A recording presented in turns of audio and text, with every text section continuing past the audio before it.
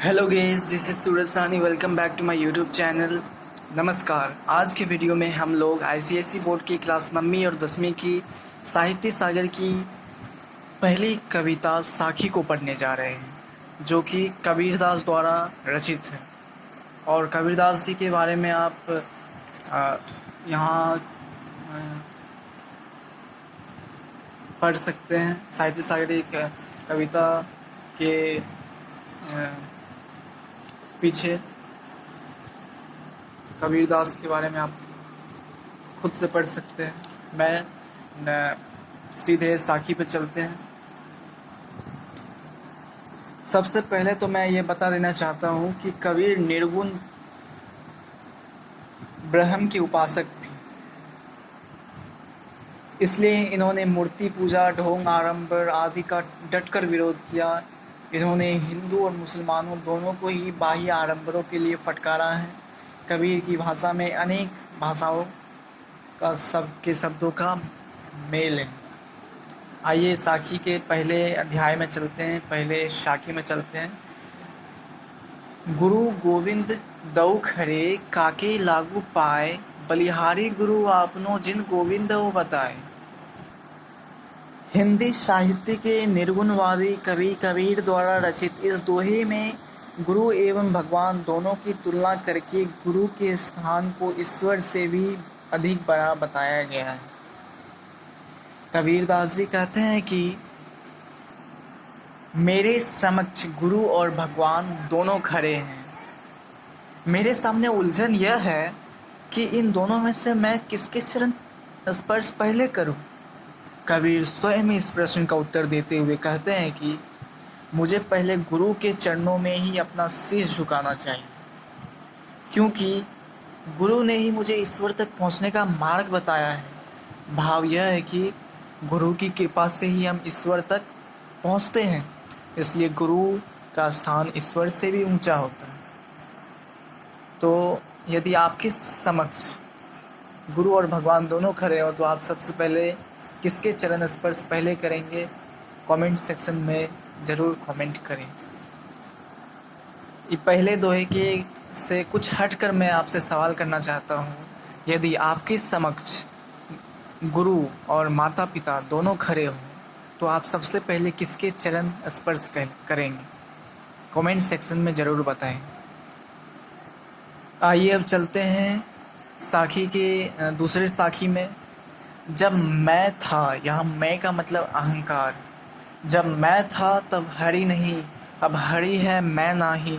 प्रेम गलियति सांकरी, तामे दो ना समाही। संत कबीरदास जी कहते हैं इस दूसरे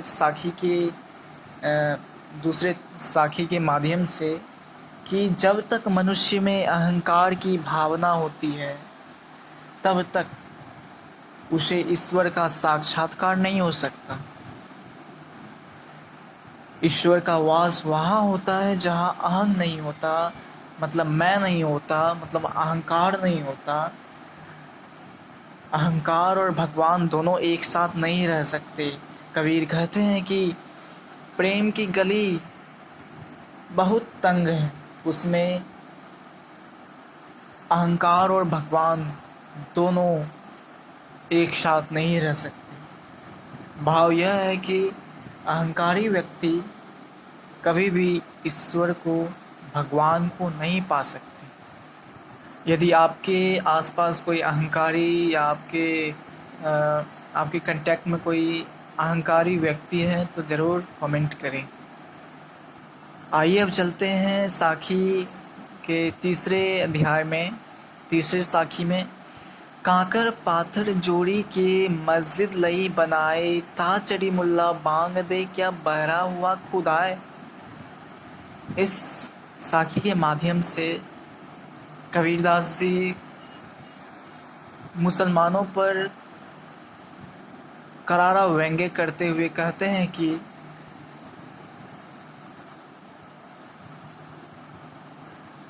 कंकड़ पत्थर जोड़कर मस्जिद का निर्माण तो कर लिया गया, जिस पर चढ़कर मुल्ला बांग देता है अर्थात अजान की आवाज़ देता है।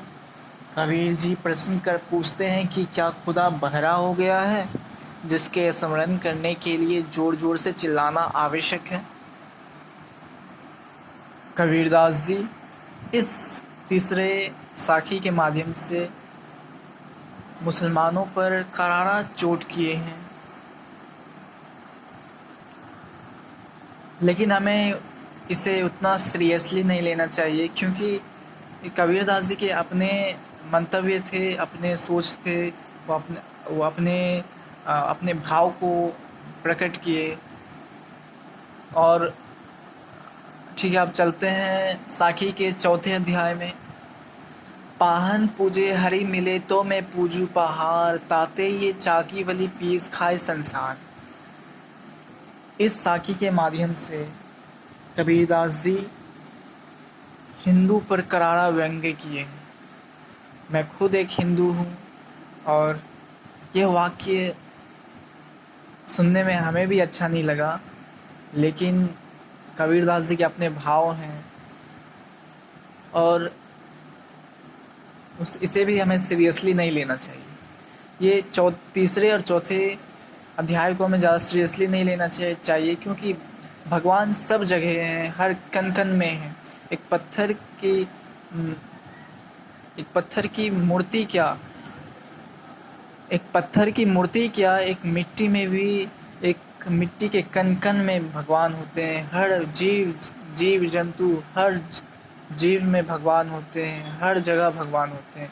इसलिए सबका अपना अपना तरीका है। जैसे मुसलमान अजान दे के खुदा को पुकारते हैं, तो हम मूर्ति पूजा करके अपने भगवान को याद करते हैं। तो सबका अपना अपना तरीका है। हम भगवान को जिस रूप में देखना चाहेंगे, भगवान उसी रूप में दिखेंगे। इसलिए ये बस कबीरदास जी के अपने भाव हैं, इसे हमें सीरियसली नहीं लेना चाहिए, हमें अपने जीवन में सीरियसली नहीं लेना चाहिए। और इस चौथे अध्याय के माध्यम से कबीरदास कहते हैं कि मूर्ति पूजा पर करारा व्यंग्य करते हुए कहते हैं कि यदि पत्थर पूजने से भगवान मिल जाए तो मैं किसी छोटे मोटे पत्थर को नहीं बल्कि पूरे पहाड़ की पूजा करूंगा। कबीर कहते हैं कि पत्थर की बनी मूर्ति से, उस मूर्ति से तो यह चक्की ही अच्छी है, क्योंकि इसके पीसे गए अनाज से संसार का पेट भरता है। मैं मानता हूँ, और हमारे धर्म में हर एक चीज़ की पूजा की जाती है।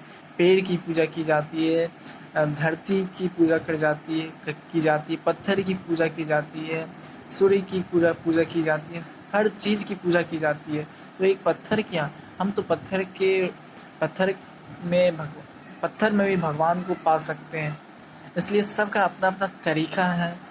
जैसे मुसलमान भांग देकर ईश्वर को याद करते हैं, तो हिंदू एक भगवान की एक आकृति, एक रूप बनाकर याद करते हैं। तो आप भगवान को आप जिस रूप में देखना चाहेंगे, भगवान आपको उसी रूप में मिलेंगे। इसलिए बस ये कबीरदास जी के अपने भाव हैं, इसे टेंशन नहीं लेना है, इसको अपने दिमाग पर ज़्यादा नहीं उतारना है। आइए चलते हैं साखी के 5वें अध्याय में। 7 समंद की मसी करो, लेखनी सब बन रहा है, सब धरती कागज करो, हरि गुण लिखा ना जाए। ये वाक्य कबीरदास जी बहुत सत्य के हैं। हम मनुष्य कितने छोटे हैं। यदि आप एक पहाड़ी से एक प्लेन में पहाड़ पर खड़े होकर एक प्लेन को देखेंगे, तो घर बहुत छोटा दिखाई देगा। समझिए हम कितने छोटे हैं। तो इस उपर्युक्त इस साखी से संत कबीरदास कहते हैं कि भगवान के गुण अनंत हैं, उनका वर्णन नहीं किया जा सकता। यही भाव व्यक्त करते हुए कहते हैं कि भगवान के अनंत गुण का बख्यान नहीं किया जा सकता, उन्हें संपूर्ण रूप से लिखकर भी प्रकट नहीं किया जा सकता। इसके लिए यदि 7 समुद्रों की स्याही बनाई जाए, सारे जंगलों के पेड़ों की कलमें बनाई जाए, तथा समस्त पृथ्वी को कागज के रूप में प्रयोग कर लिया जाए,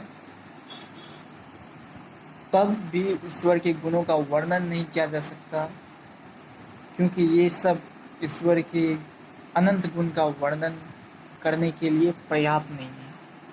तो इस साखी के माध्यम से भी कबीरदास जी कहते हैं, बहुत अच्छी बात कहे हैं कि अगर सब धरती को कागज बनाकर यदि हम उस ईश्वर के गुण को लिखें उस कागज पर, तब भी वह कम पड़ जाएगा इसलिए ईश्वर के गुण अनंत हैं, जिसका व्याख्यान नहीं किया जा सकता। इसलिए हम मनुष्य को भी समझना चाहिए कि हम बहुत छोटे हैं और ईश्वर अनंत है, इसलिए जिसके बारे में हम पूर्णतः सोच भी नहीं सकते हैं। ईश्वर इतने अनंत है कि ये पृथ्वी तो एक छोटा सा गोला है, ये ब्रह्मांड को देखिए कितना बड़ा है, और जिस तक हम अभी तक भी पहुंच नहीं पाए हैं, क्योंकि हम बहुत छोटे हैं। तो ये थी साखी, और मैं आपको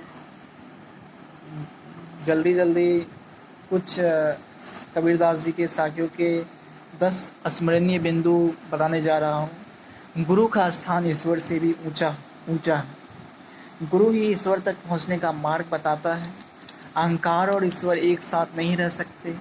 अहंकार रहित होकर ही ईश्वर की प्राप्ति संभव है।